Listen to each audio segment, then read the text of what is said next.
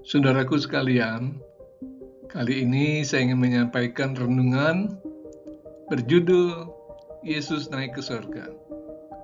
Untuk itu, silakan mendengarkannya dan Tuhan akan memberkati kita semua. Amin. Nah, untuk itu, mari kita membaca di dalam Lukas 24 ayat 51, demikian firman Tuhan. Dan ketika ia sedang memberkati mereka, ia berpisah dari mereka dan terangkat ke sorga. Beberapa hari ini, umat Kristen merayakan hari kenaikan Tuhan Yesus ke sorga. Dalam Alkitab dikisahkan bahwa setelah Yesus disalibkan, dia bangkit pada hari ketiga, menyatakan diri pada para muridnya selama 40 hari. Lalu Yesus terangkat ke sorga, disaksikan para murid dan diperkuat pernyataan dua malaikat. Peristiwa ini sungguh amat mengagumkan. Sungguh betapa dahsyat menyaksikan Yesus dalam tubuh kemuliaannya naik ke sorga. Itu terjadi tidak secara sembunyi-sembunyi atau diam-diam, tapi disaksikan oleh banyak orang. Dan kita juga akan membaca dalam Kisah 1 ayat 10, tertulis demikian, Kisah 1 ayat 10, ketika mereka sedang menatap ke langit, waktu ia naik itu, tiba-tiba berdirilah dua orang yang berpakaian putih dekat mereka dan berkata kepada mereka, "Hai orang-orang Galilea, mengapakah kamu berdiri melihat ke langit?" Kemudian dalam Kisah 1 ayat 11, saya ulangi lagi, Kisah 1 ayat 11 tertulis demikian, Yesus ini yang terangkat ke sorga meninggalkan kamu akan datang kembali dengan cara yang sama seperti kamu melihat dia naik ke sorga. Mari perhatikanlah perkataan malaikat pada ayat ini. Mereka berkata, "Hai orang-orang Galilea."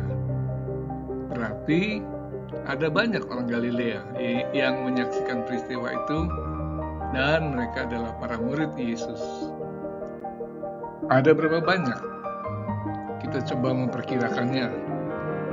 Saat Yesus bangkit ada beberapa orang yang melihatnya. Dalam 1 Korintus 15 ayat 6 bagian A, sesudah itu ia menampakkan diri kepada lebih dari 500 saudara sekaligus. Jadi diperkirakan 500 lebih murid menyaksikan kenaikan Yesus. Lalu malaikat itu berkata pula, "Mengapakah kamu berdiri melihat ke langit?" Jika Yesus menghilang atau berjalan pergi, tentu mereka tidak akan melihat ke langit. Jadi jelas Yesus benar-benar naik ke langit dalam tubuh aslinya. Mereka masih terkesima saat menyaksikan peristiwa itu. Yesus ini yang terangkat ke sorga meninggalkan kamu, berarti Yesus terangkat naik menuju ke sorga, bukan sekedar ke langit. Perkataan ini diucapkan oleh malaikat yang berasal dari sorga, jadi pasti benar. Akan datang kembali dengan cara yang sama seperti kamu melihat dia naik ke sorga.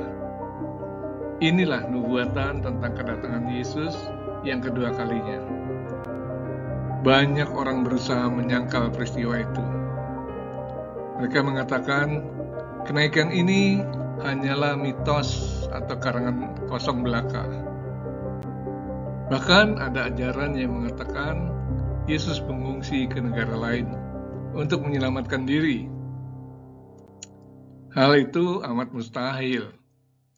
Sebab jika benar demikian, tidak mungkin ada kekristenan saat ini.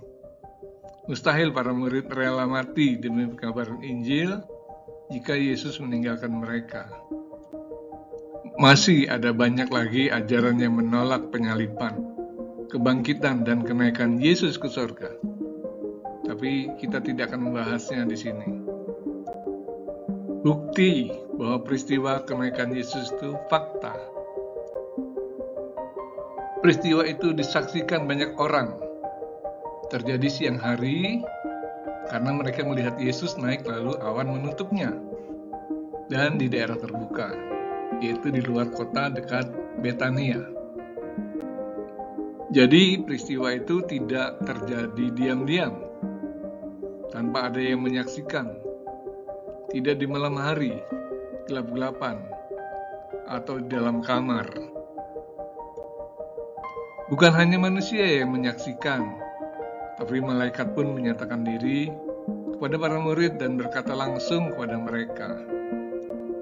Lagi pula, peristiwa itu sudah dinubuatkan oleh Yesus. Jadi bukan peristiwa yang mendadak, tapi jauh-jauh hari sudah diberitahukan kepada para murid. Sesuai perkataan Yesus sebelum naik ke sorga, Dia akan mengirim Roh Kudus. Hal itu dibuktikan dengan peristiwa pencurahan Roh Kudus pada hari Pentakosta. Seandainya Yesus tidak naik ke sorga, tentu saat pencurahan Roh Kudus, Yesus ikut bersama-sama murid di kamar loteng itu. Namun timbul pertanyaan, mengapa Yesus harus segera naik ke sorga? Padahal saat itu dia baru berusia 33 tahun. Bukankah Yesus, jika mau, pasti bisa mencapai usia amat panjang? Saat bangkit, Yesus masih muda dan berpotensi amat besar untuk memimpin para murid memberitakan Injil ke seluruh bumi.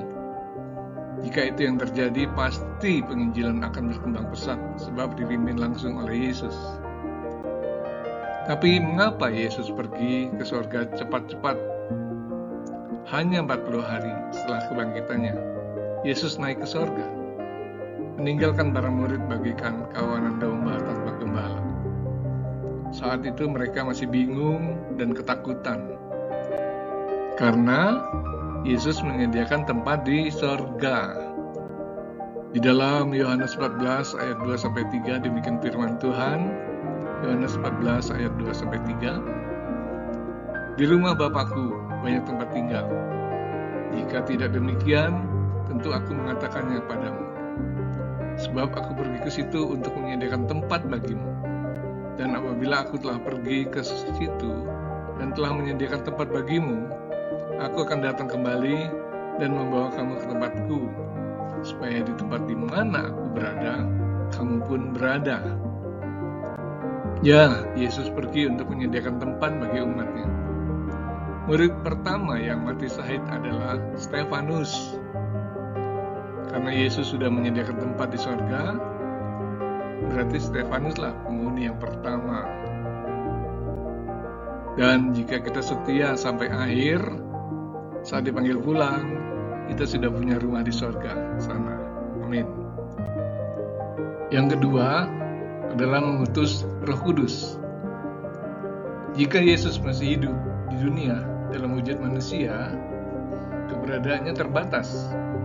Karena itu dia harus segera kembali ke surga agar dapat mengutus Roh Kudus. Yohanes 14 ayat 16-17. Roh Kudus akan menolong, menyertai, mengajarkan kebenaran, membimbing, menguatkan dan menjaga setiap orang percaya agar tetap kuat di dalam Tuhan. Dengan kuasa Roh Kudus, berita Injil telah menjelajahi seluruh bumi, bahkan sampai juga di Indonesia, sehingga banyak menjangkau orang yang belum percaya menjadi percaya dan menerima keselamatan kekal. Kemudian hal yang ketiga adalah melibatkan peranan orang percaya. Yesus menginginkan umatnya turut ambil bagian dalam pemberitaan Injil. Sebelum naik ke surga, dia telah menugaskan dalam amanat agungnya, Matius 28 ayat 18-20, agar para muridnya dan semua orang percaya, termasuk kita, berperan aktif dalam memperluas kerajaan Allah. Dia tidak ingin kita diam berpangku tangan saja. Marilah kita jangan hanya merayakan hari kenaikan Tuhan Yesus, tapi juga turut giat ambil bagian dalam memberitakan Injil dalam penyertaan Roh Kudus. Amin. Demikianlah firman Tuhan, semoga menjadi berkat.